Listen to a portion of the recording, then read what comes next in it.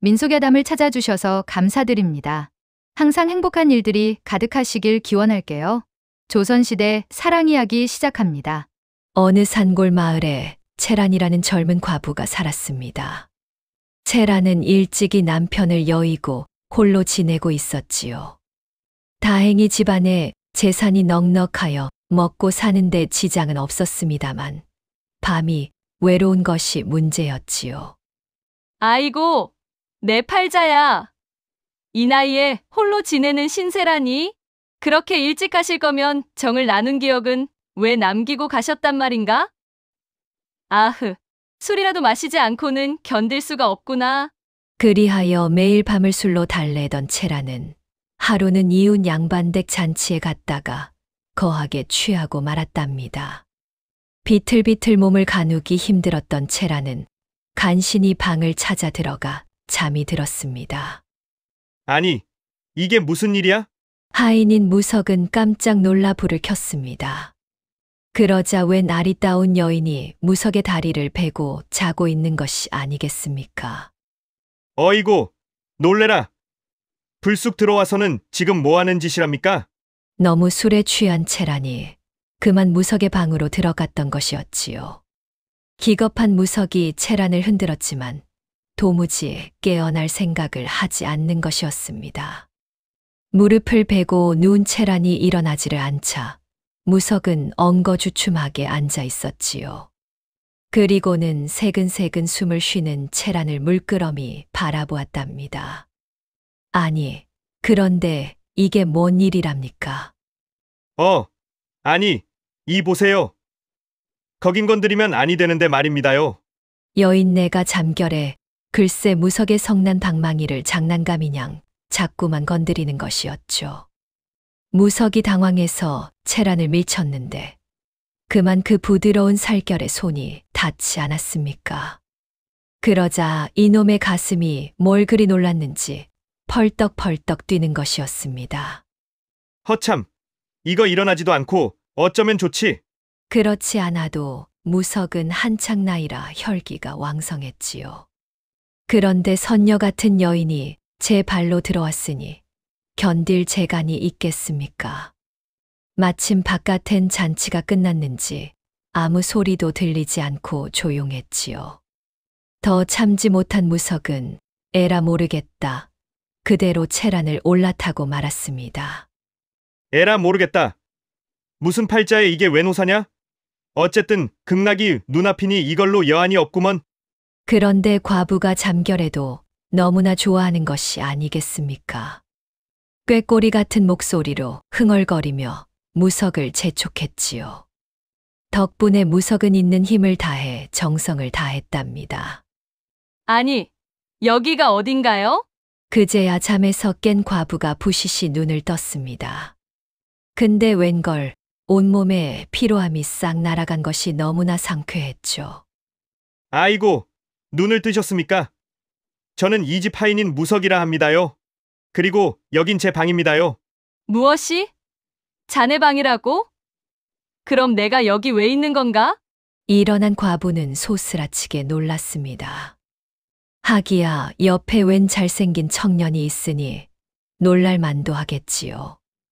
어제 글쎄, 제 방에 들어오셔서는 제 무릎을 턱 빼고 잠이 드시지 않았습니까요? 아, 그랬는가? 미안하구먼. 해를 끼친 게 아닌지 모르겠구먼. 아닙니다요. 저는 진짜 정말로 좋았습니다요. 무석은 뭐가 좋은지 고개를 꾸벅거렸죠. 채라는 그냥 가려다가 갑자기 걱정이 확 몰려왔습니다. 혹시라도 하인과 정을 나눴다는 것이 동네의 소문이라도 퍼지면 어찌 고개를 들고 다니겠습니까? 아참, 어젯밤 일에 관해 부탁 하나 하겠네. 걱정 붙들어 매십시오. 제 입이 삐뚤어져도 마님과의 일은 절대 아무에게도 말하지 않겠습니다요. 무석의 시원시원한 대답이 퍽 믿음직했죠. 어쩐지 의지할 사내라는 생각이 들었답니다. 해서 해라는 콩닥거리는 심장을 애써 감추며 나가려는데 무석이 부르는 것이었습니다.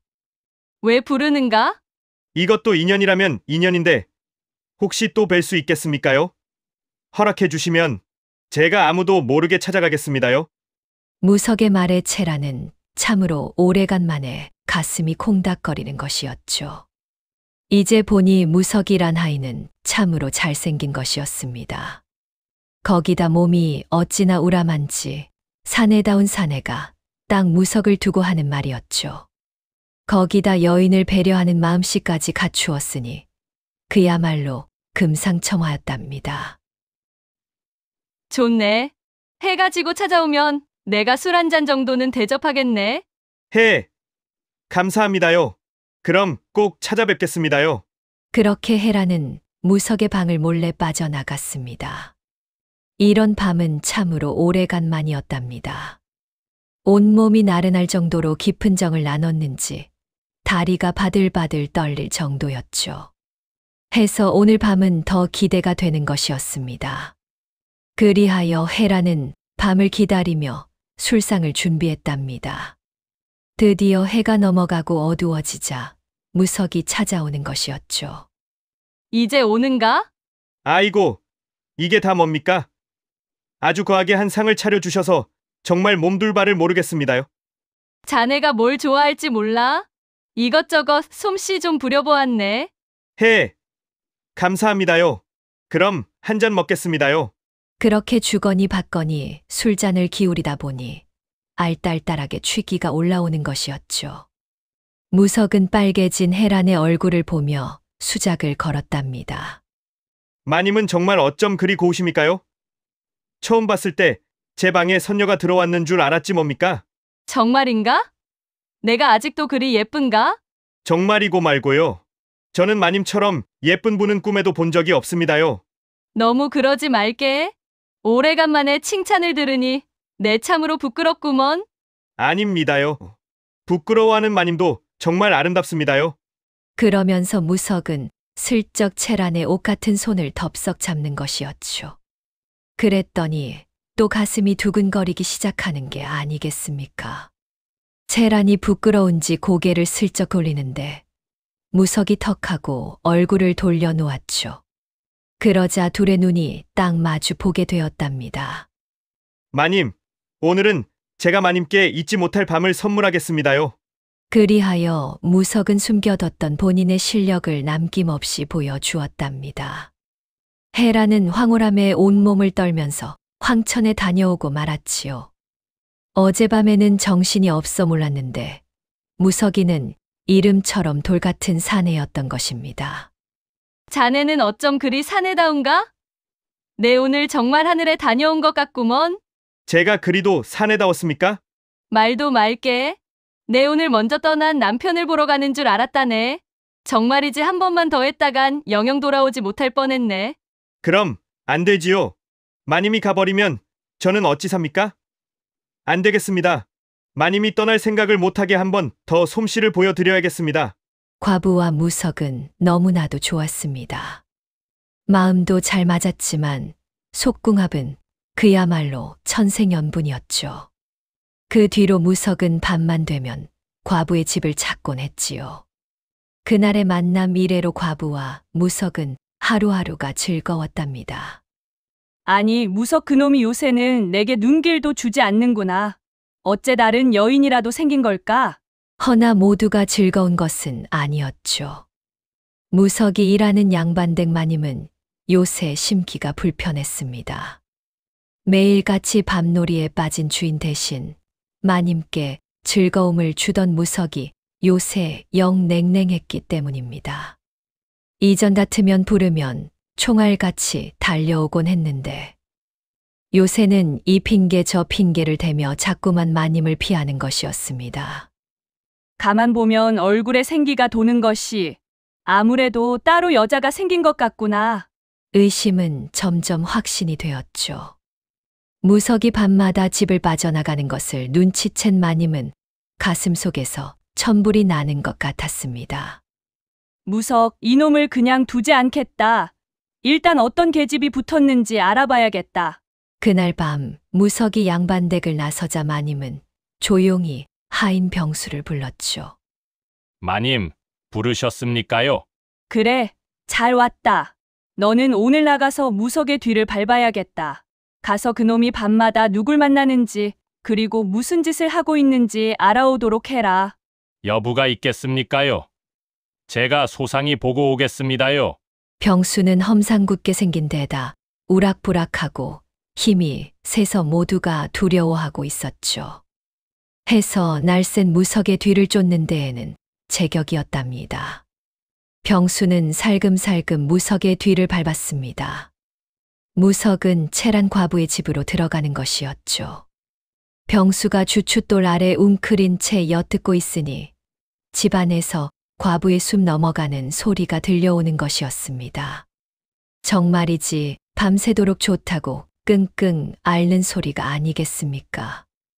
무석과 과부는 아주 제대로 정을 나누는 것 같았습니다. 모든 것을 파악한 병수는 날이 밝기 전에 마님에게 돌아갔지요. 그래, 무석 그놈이 무슨 짓을 하고 있었느냐? 제가 이 두 눈으로 똑똑히 봤습니다요. 무석 그놈이요. 앞 동네 홀로 사는 과부 집에 들어가는 게 아니겠습니까? 그러더니 집안에서 즐거워하는 소리가 들려오는 게 아주 밤새도록 재미가 좋아 보였습니다요. 아니, 어째 무석이랑 과부가 둘이서 정을 나눈다고? 병수의 말에 마님은 질투심이 부글부글 끓어오르는 것이었죠.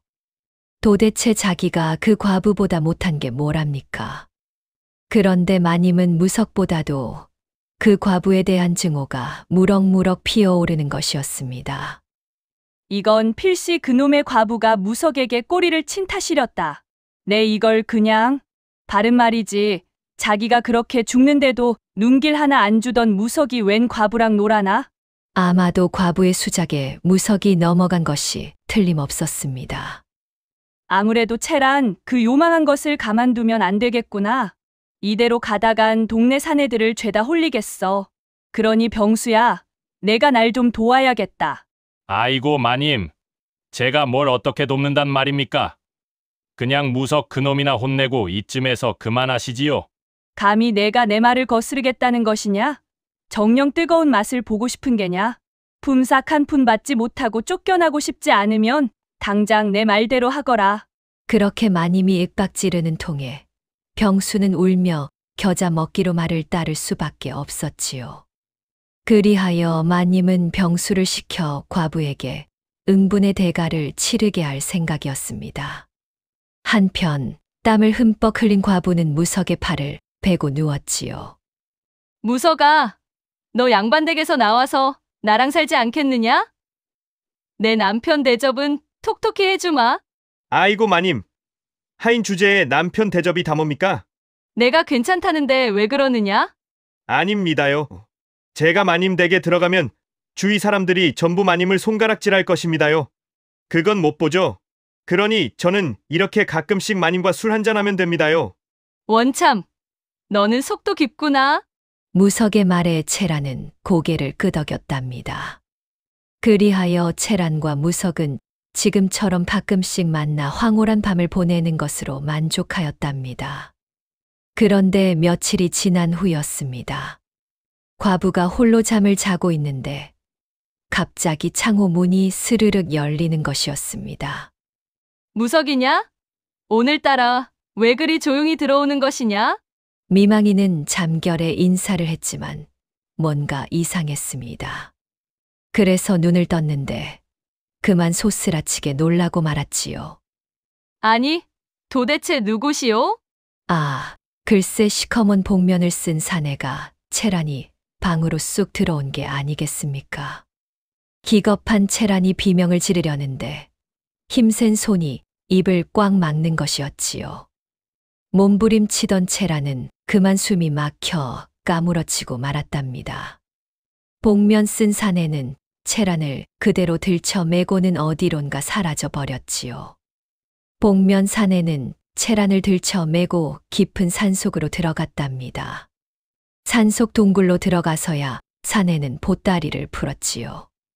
팔다리가 묶이고 재갈까지 문 채란은 살려달라고 몸부림을 쳤답니다. 그러자 옷이 풀리면서 하얗고 부드러운 살결이 눈에 쑥 들어왔지요.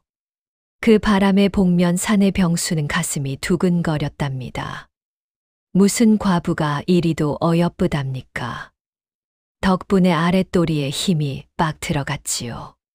병수는 애써 참으면서 과부의 입만 풀어줬답니다. 목숨만 살려주시오. 안심하시오. 핵 고지할 생각은 없소이다. 그렇다면 날 깊은 산속으로 왜 데리고 온 것이오? 제발 그 연유라도 좀 들어봅시다. 저기 순진한 청년을 홀린 것을 아주 싫어하는 분이 있소이다. 그분의 분노를 샀으니 당분간 여기서 조용히 있어야 할 것이오. 아니, 내가 홀리긴 누굴 홀렸단 말이에요? 어허, 더 이상 묻지 마시오. 먹을 것과 입을 것은 내가 가져올 터이니 여기서 얌전히 있으시오. 행여 이 첩첩산 중에서 탈출하려고 했다간 산짐승 밥이나 될 것이니. 그렇게 병수가 가버리자 채라는 동굴 속에 홀로 남게 되었답니다. 채라는 무섭고 외로워서 홀로 흑흑거리며 울음을 터뜨렸지요. 그래, 잘 처리했느냐? 그것을 틀림없이 먼 곳에 팔아버렸겠지? 여부가 있겠습니까요? 이건 처리하고 나서 받은 돈입니다요. 고생했다. 마님, 이건 보통 문제가 아닙니다. 마님께서 반드시 뒷처리를 잘해 주셔야 합니다. 걱정하지 말거라. 관아엔 내가 잘 말해둘 터이니 너는 입만 다물면 된다. 사실 병수는 미망인을 산속 동굴에 숨겨 두고 있었지요. 차마 아무 죄 없는 과부를 팔아치울 수는 없는 노릇이었으니까요. 그러나 양반댁 마님께는 과부의 집에서 가져온 돈을 건네어 안심을 시켰답니다. 얼마 후 동네에서는 과부가 사라져 난리가 났지요. 허나 마님이 백방으로 돈을 풀어 별다른 조사 없이 지나가도록 무마시켰답니다.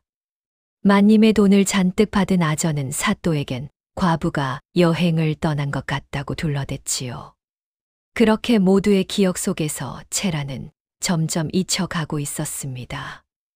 아니, 하룻밤 사이에 여자가 사라졌는데 걱정하는 사람이 아무도 없는 게 말이 되는가. 딱 한 명, 무성만큼은 과부가 걱정되어 견딜 수가 없었습니다. 백방으로 채란을 찾았지만 별다른 소득이 없자 결국 가장 믿을 만한 사람을 찾아갔지요. 아니, 이게 누구야? 무석 아니야? 형님, 오래간만입니다. 그래, 무석아. 참으로 반갑구나. 그런데 어인 일로 이 형님을 찾았느냐? 그게 말입니다. 제가 사실 날랜 형님께 부탁할 일이 하나 있어 왔습니다. 말해보거라. 사실 무석은 소문난 사냥꾼인 백포수와 의형제였답니다. 백포수는 한때 산속에서 다리를 다쳐 죽을 뻔했는데 그때 우연히 지나던 무석이 마을까지 업고 온 덕분에 살 수 있었지요. 그 이후로 백포수는 무석을 위해 은혜를 갚을 날을 손꼽아 기다리고 있었습니다. 제가 사실 자주 드나들던 과부 마님이 있습니다. 그런데 그분이 어느 날 밤부터 보이지가 않는 게 아니겠습니까? 안 보인다면 혹시 어디 여행이라도 떠난 게 아닌가? 저도 그 생각을 안 한 것이 아닙니다만 요상하게도 옷가지건 재산이건 다 남고 몸만 달랑 사라졌더군요. 그렇다면 납치를 당한 게 분명하군. 그래서 그날 과부댁에서 나온 발자국이 하나 있었습니다. 그런데 그 발자국이 이 산길에서 또 끊긴 게 아니겠습니까? 어허라.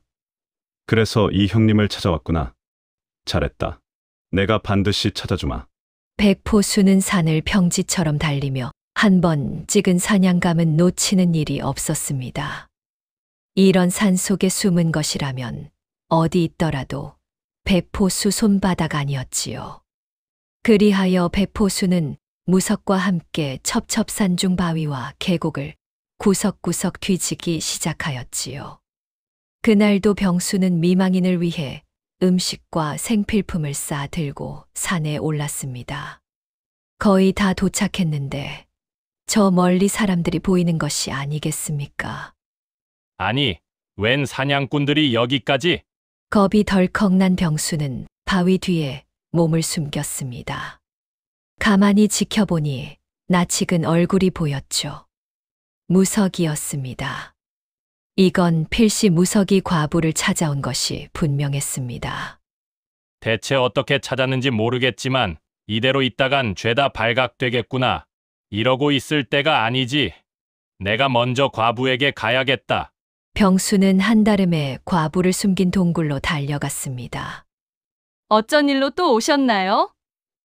이번에야말로 내 목숨을 빼앗으려는 것이에요.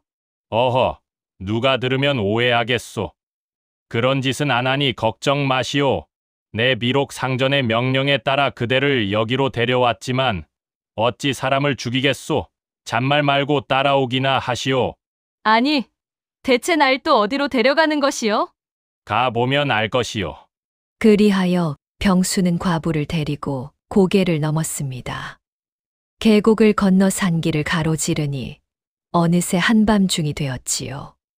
사람들의 눈을 피해 험한 길로만 다니니 병수도 과부도 지칠 대로 지치고 말았습니다.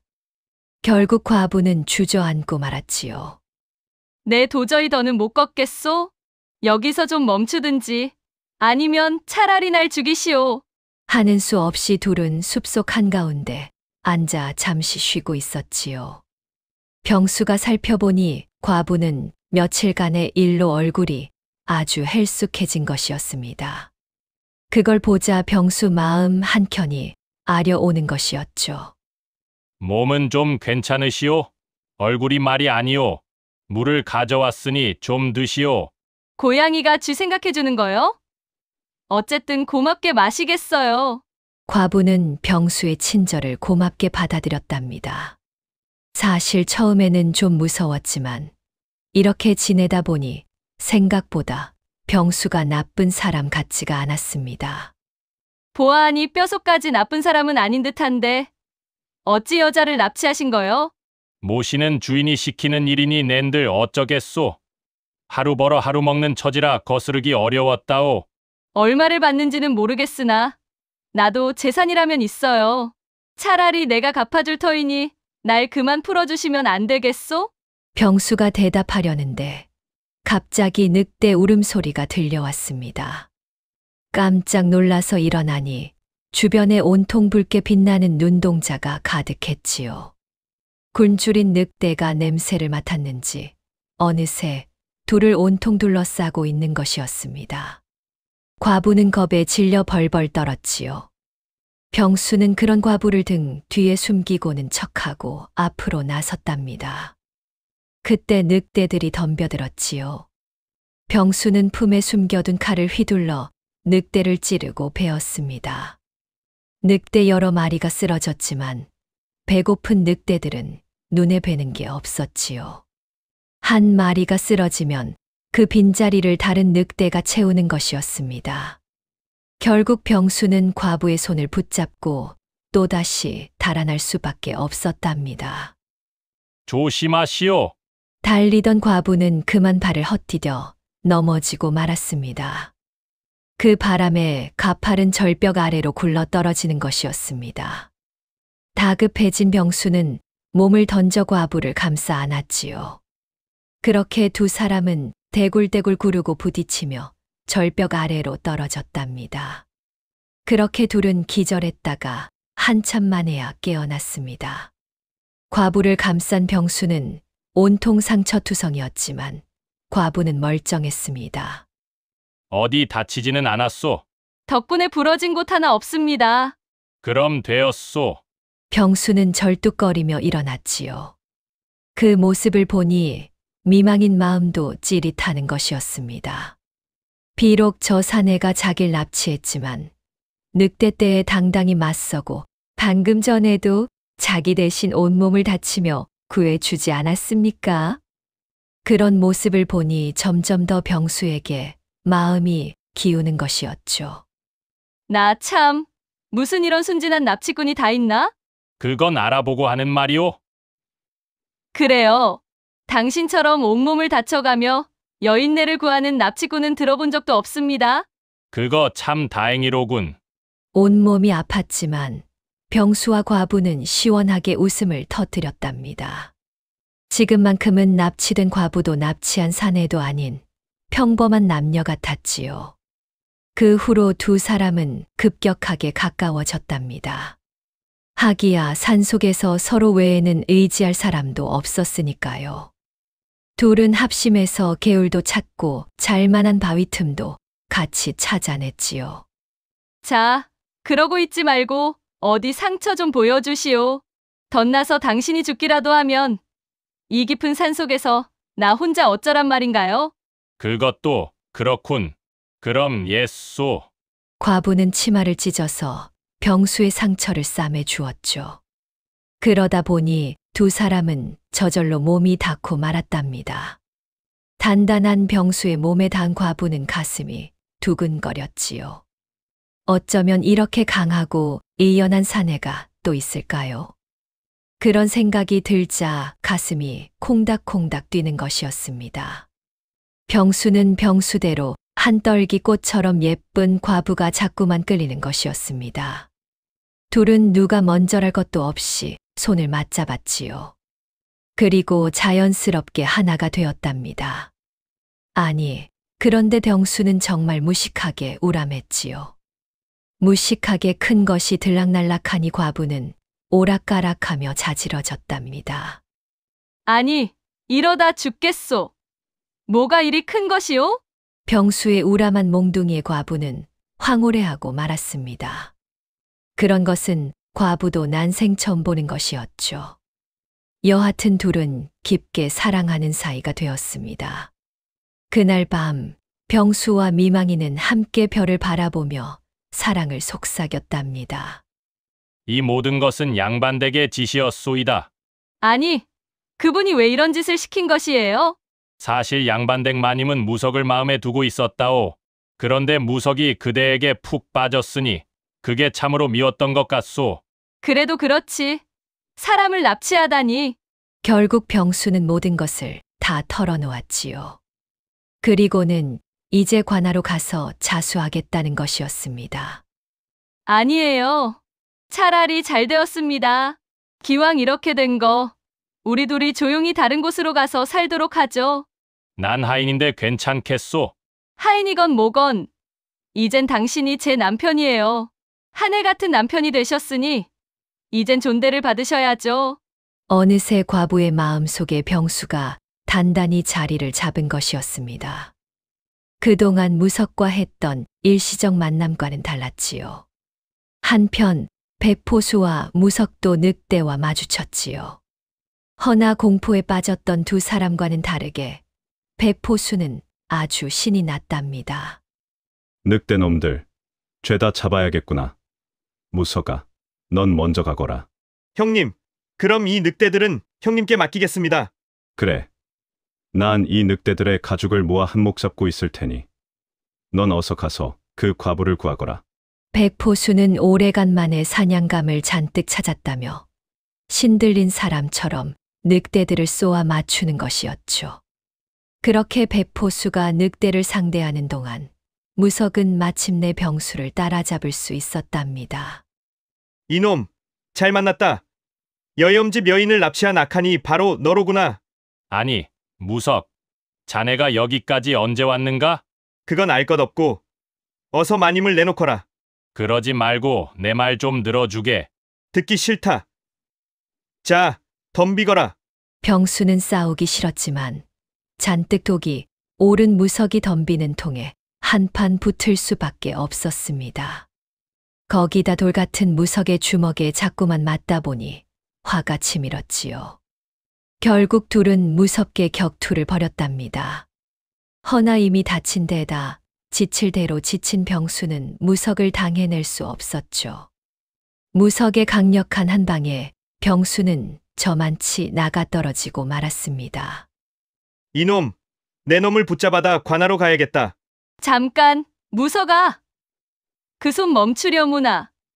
제발 좀 멈추면 안 되겠느냐? 아니, 이게 무슨 일이랍니까? 병수에게 붙잡혀간 과부가 오히려 무석을 가로막는 게 아니겠습니까? 과부는 눈물까지 쏟으며 무석을 막아서는 것이었죠.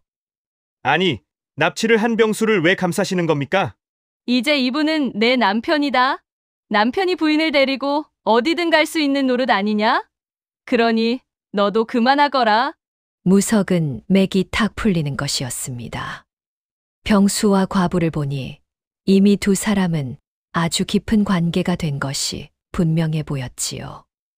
이렇게 된 이상 무석이 나서서 설치는 것도 아무런 의미가 없는 것이었죠. 무석이 멈추자 과부는 그간 있었던 일을 전부 말하였습니다. 이 모든 것이 질투에 불타는 양반댁 마님의 소행이라는 것을 소상히 밝힌 것이지요. 모든 것을 안 무석은 할 일 없이 고개를 떨구었지요. 마님, 그럼 행복하십시오. 무석은 물러가겠습니다. 마지막으로 병수와 과부를 한 번씩 쳐다본 무석은 산을 내려갔지요. 뒤늦게 늑대 가죽을 잔뜩 얻은 배포수가 나타났지만 함께 돌아가는 수밖에 없었습니다. 무석은 어깨가 축 처져서 쓸쓸히 마을로 향했습니다. 그 이후 과부는 산을 내려와 집안의 모든 재산을 정리해 병수와 떠났습니다. 먼 마을로 간 둘은 새로운 보금자리를 차리고 부부의 연을 맺었지요. 참으로 꿈을 꾸는 것 같소. 내 주제에 그대와 부부가 되다니. 저도 참으로 꿈만 같습니다. 이제야 훌륭한 남편을 새로 얻어 다시 시작할 수 있게 되었으니까요. 그리하여 둘은 행복한 밤을 보냈답니다. 어찌나 사랑이 뜨거운지 둘의 집은 그 근처에만 가도 떡방아 소리가 들렸다고 하네요. 그리고 마을로 돌아온 무석은 혼이 나간 사람처럼 살았지요. 마님, 참으로 실망했습니다요. 어쩜 그리 큰일을 벌리셨습니까? 내가 참으로 미안하다, 무석아. 허나 나는 정말 너밖에 없구나. 제발 내 마음을 좀 헤아려 주면 좋겠구나. 양반댁 마님은 눈물까지 흘리며 무석 앞에 무릎을 꿇었지요. 주인이 하인 앞에 무릎을 꿇고 빌자 무석의 마음도 약해졌습니다. 아무렴 얼마나 마음이 아팠으면 그런 무모한 일을 벌이셨겠습니까? 무석은 한참 동안 마님을 바라보다가 마침내 두 손을 맞잡았지요. 마님, 그간 많이 외로우셨죠? 이 무석이 이젠 마님만 바라보겠습니다요. 정말이냐? 내가 정말 내 마음을 알아주는 것이냐? 아무렴, 이렇게 많이 사랑받는 하인이 이 세상에 어디 또 있겠습니까요? 그러니 이젠 더 이상 무모한 일 벌이지 마십시오. 그렇게 둘은 화해의 밤을 보냈답니다. 오래간만에 돌같은 무석에게 안긴 김진사댁 마님은 너무나도 좋았습니다. 이걸 이제야 다시 맛보았으니 다시는 떨어지고 싶지 않았지요. 그렇게 하인과 마님은 서로의 상처를 보듬으며 나름 행복한 나날을 보냈다고 하네요. 옛말에 가시투성이 고슴도치에게도 짝이 있다는 말이 있습니다. 병수와 과부, 무석과 김진사댁 마님처럼 결국 자기에게 가장 어울리는 상대를 찾을 수 있다는 말이지요. 우리도 이 말을 기억해 서로 사랑하며 아끼며 살아야겠습니다. 이야기가 재미있으셨나요? 구독과 좋아요, 알림 설정 꼭 부탁드립니다. 다음 이야기도 재미있는 이야기가 많으니 다른 영상도 재미있게 봐주세요.